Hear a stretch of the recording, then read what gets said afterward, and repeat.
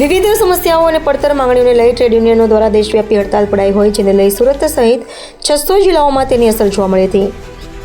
Trade યુનિયનો દ્વારા વિવિધ માંગણીઓને લઈ દેશવ્યાપી હડતાલ પડી હતી, જેને લઈ સુરત સહિત દેશવ્યાપી હડતાલની અસર દેશના 600 જિલ્લાઓમાં જોવા મળી હતી. સુરત શહેર જિલ્લામાં પણ વિરોધ કરી ટ્રેડ યુનિયનોની હડતાલ પાડતા વિવિધ સેવાઓ પર અસર પડી હતી, જેને લઈ હડતાળિયા કર્મચારીઓ મોટી સંખ્યામાં ટ્રેડ યુનિયનોના આગેવાનો કલેક્ટર કચેરી ખાતે પહોંચ્યા હતા અને અલગ અલગ 4 માંગણીઓને લઈ બેનરો સાથે વિરોધ પ્રદર્શન કર્યું હતું.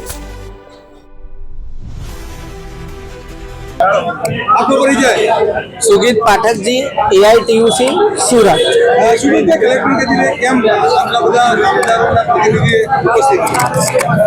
सरकार जूना 43 श्रम कानूनों ने रद्द करीने नवा 4 लेबर कोड लावी छे। वारंवार अमे सरकार ने रजूआत करी छे के आ 4 नवा लेबर कोड ए देशना कामदार वर्गना हितोनी विरुद्ध छे। आ 4 लेबर कोड रद्द करीने फरी पाछा जूना मजूर कायदाओ बहाल करो અને આ જ માંગણીને લઈને આજે અમે હડતાલ પર ઉતર્યા છીએ.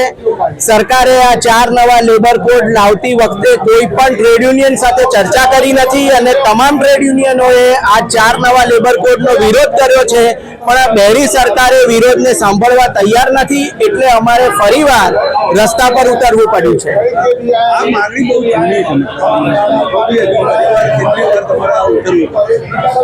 જ્યાં સુધી સરકાર દ્વારા લાવવામાં આવેલા 4 નવા લેબર કોડ રદ નહીં થાય ત્યાં સુધી અમારે રસ્તા પર ઉતરવું પડશે.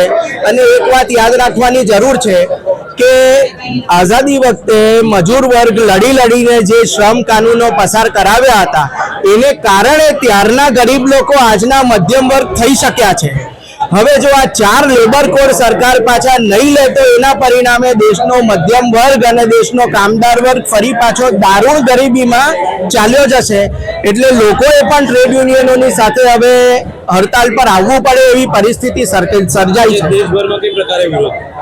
આજે દેશભરમાં દરેક જગ્યાએ આપણે જોઈએ તો સ્ટ્રાઇકનો માહોલ છે અને અંદાજિત કરોડોની સંખ્યામાં કામદાર વર્ગ એ રસ્તા પર આજે ઉતરશે.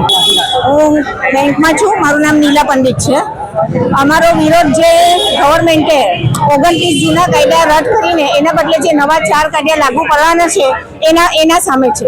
એ જે 4 નવા કાયદા લાગુ કરે છે એમાં એક તો અમારી સુરક્ષા જોખમાય છે, બીજું સ્ત્રીઓ માટેનો જે નાઇટ શિફ્ટ માટેનો કાયદો છે તો એ સ્ત્રીઓની સુરક્ષા જોખમાય છે, ત્રીજું કે જે 300 માલિક કંપની પોતે ગમે ત્યારે કર્મચારીઓને છૂટા કરી શકશે એના સામે છે.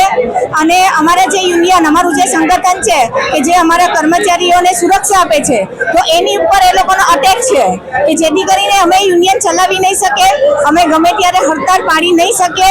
અને કર્મચારીઓને જે ગ્રેજ્યુએટી દર મહિને આપવાની વાત કરે છે જેથી કરીને કર્મચારીઓની ભવિષ્ય જોખમમાં છે, એ લોકોની નોકરી સુરક્ષિત નથી, એ લોકોને ગમે ત્યારે કાઢી મૂકવામાં આવશે. તો અમારી જોબ સિક્યુરિટીની ઉપર અમારો અટેક છે, તો એની સામે અમારો વિરોધ છે. અમે માંગીએ છીએ કે અમારા જે 4 નવા કાયદા છે એને રદ કરીને જે જૂના કાયદા છે એ પાછા લાવવામાં આવે.